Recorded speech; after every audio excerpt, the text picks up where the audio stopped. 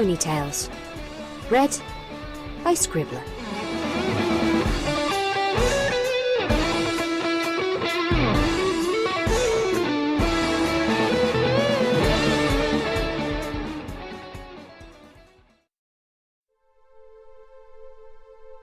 Turning the Page by Arcanum.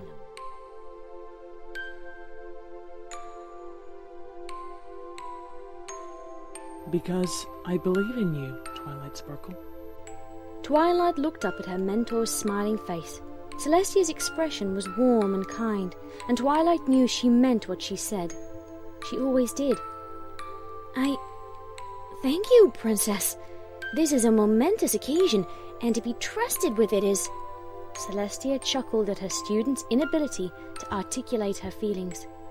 I'm sure you will do fine, Twilight. Now I will leave you to your business. The princess turned and trotted from the conference room, leaving Twilight fidgeting nervously in full diplomatic regalia, eyeing the guards that ringed the room. Though not technically a member of the palace staff, she had been lent a uniform for the purposes of this meeting. You can do this, Twilight. You've done it once before. You can do it again. She swallowed and took her place at the small table in the center of the room. Moments later, the door creaked open, and two ponies stepped through.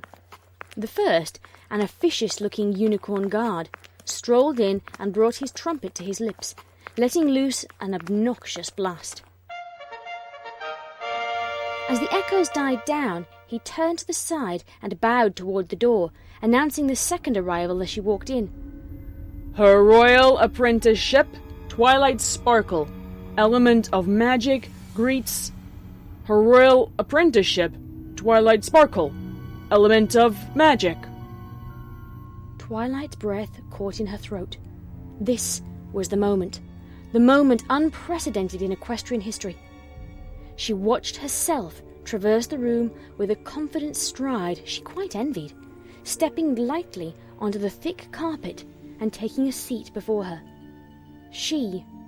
The other Twilight, was dressed in a tight black suit, the material of which Twilight could not place.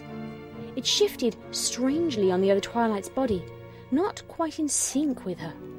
Her mane was immaculately combed back in a style that Twilight could hardly believe she was wearing, and her eyes... Twilight couldn't bring herself to look into her eyes. She took a deep breath. There was no time for messing around. She was here to make history, to do something no pony had ever done before. To talk with an ambassador from the future. Twilight's doppelganger leaned forward, her suit making only the faintest rustling. Twilight was suddenly painfully aware of the age and mustiness of her robes. How silly must she look? I'll make this quick, Twilight, and I'll be honest. After last time, I'm picking my words carefully. Twilight nodded, remembering her last disastrous experiment with time travel. Her cheek still smarted some days. Soon, very soon, you'll finish your work on the spell, which you will come to name Sparkle's Temporal Flimflammery, a name I still cannot believe I thought was any good. It is imperative that you cease all progress before that happens. Twilight blinked. The time spell? What could possibly go wrong? Future Twilight sighed, a deep and mournful sigh that spoke of grief Twilight couldn't begin to comprehend. Nothing. It will work perfectly, and repeatedly.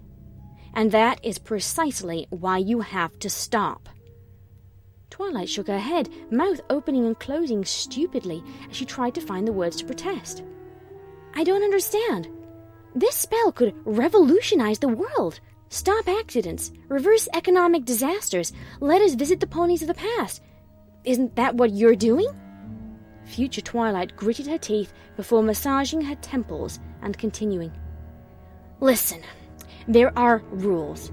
You know there are because you're writing them into the spell tonight. It's complicated. and I can't tell you why, but it's vital that you stop working on this spell for the safety of all that we know and love. Twilight folded her forelegs and set her expression in determination. There has to be a reason, a hint. I know me. I know I can work around a rule. Future Twilight was silent for a moment, then sighed grudgingly, resting her chin on a hoof and fixing Twilight with a steady glare. Fine. All I can say is, the right spell in the wrong hooves can make all the difference in the world. Do you think Celestia was always a princess? That Equestria has always been at peace? That discord has always existed? But what are you saying? That I will do all these things? But if I made the present so perfect, then surely the future is even better. Future Twilight slammed a hoof on the table in frustration, lips curled in the beginnings of a snarl. Twilight recoiled in fear. She had never considered herself capable of such anger. Just because an outcome is happy doesn't mean that it's right. Time works differently than how you'd think. Change is stagnation, and everything has a cost. This spell is powerful, Twilight, and it will cause more damage than you can possibly imagine. You have to stop. But nothing. From where you're standing, the future is an open book, ready to be written. Your spell doesn't just close the book, it snaps the pen. There's so much damage, I don't even know if I have a future to return to. Twilight looked herself in the eye. Future Twilight's expression was steady, resolute. Maybe, just maybe, she was right. I'll think about it. I'm sure that with time and planning, any negative consequences could be negated. I'm sure. Future Twilight looked back at her, her gaze boring into Twilight's unwavering eyes, then nodded and stood. As long as you think about it, you mustn't complete this spell. At any cost. Future Twilight raised her hoof to shake, and Twilight stood to reciprocate. As she raised her foreleg, she suddenly felt Future Twilight's hoof around her neck, pulling her close. She heard the suit crackle with electricity and felt the materializing blade enter her chest. She gasped in pain and shock, collapsing to the floor as Future Twilight stepped back, and the blade attached to her leg sizzled back into non-existence. Tears welled in her doppelganger's eyes as Twilight's blood pooled around her hooves, and the guards cried out in angry surprise. I'm so sorry, Twilight. This is the only option left. I've come back so many times, and you never listen. You never listen! Twilight tried to reply, but the breath was leaving her, and she could only look up in desperate confusion. The guards' thumping hooves seemed to grow quieter, and the room became a blur. Future Twilight leaned closer, stroking Twilight's mane as she cried for her dying self. We're the wrong hooves, Twilight. We always were. We always were. We always were. We always were.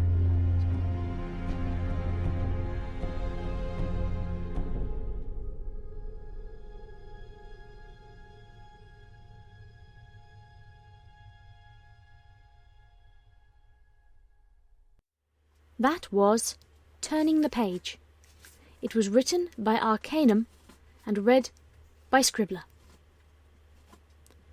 Okay, thank you for listening. I apologise if anybody can hear some odd noises in the background of this bit. The dog is systematically destroying a tennis ball behind me, but it was the only way I could keep her quiet long enough to do this. Otherwise you would have had a yipping in the background, which is far more annoying. This is not as positive a fic reading as the ones I've been putting out recently, but it was still one of my favourites that I've done while I was away, simply because of the music I got to use. The music from this primarily is from The Vampire's Assistant, the film that came out in 2009. And I don't like the film at all. I love the book series the film is based on. I even liked kind of the manga version of the book series. I thought the film was basically a travesty. It was awful. They took out some of the best bits and left in a lot of the dreck. However, it did have some saving graces, most notably John C. Reilly and the music. Now, the music was composed by Stephen Trask, and I don't know what other films he's worked on, but he basically made me go out and buy the soundtrack, and I don't buy CDs anymore. I haven't the space to store them, but I had to buy this one because every single one of the tracks on it is gorgeous. It's just orgasms for the ears. It really is. So I would heartily advise anybody to go and get hold of it, because a lot of it's not on YouTube. I do download a lot of music from YouTube to use in these fic readings, and I think one, maybe two tracks from Vampire's Assistant are online. But the whole thing is worth whatever you have to pay for it. I paid $10 for mine, which is far more than I usually pay for anything like this. I have to keep myself in crumpets and the dog in biscuits. What am I doing buying music? So, there we go, my recommendation for the day. Go and buy the Vampire's Assistant orchestral score by Stephen Trask. And tell John C. Reilly he's a wonderful actor and managed to save a pretty much unsalvageable film. Whether you disagree with me or not, everybody's entitled to their opinion. I just didn't like it. That said, I will shut up now. Be lovely to each other, and good night, everybody.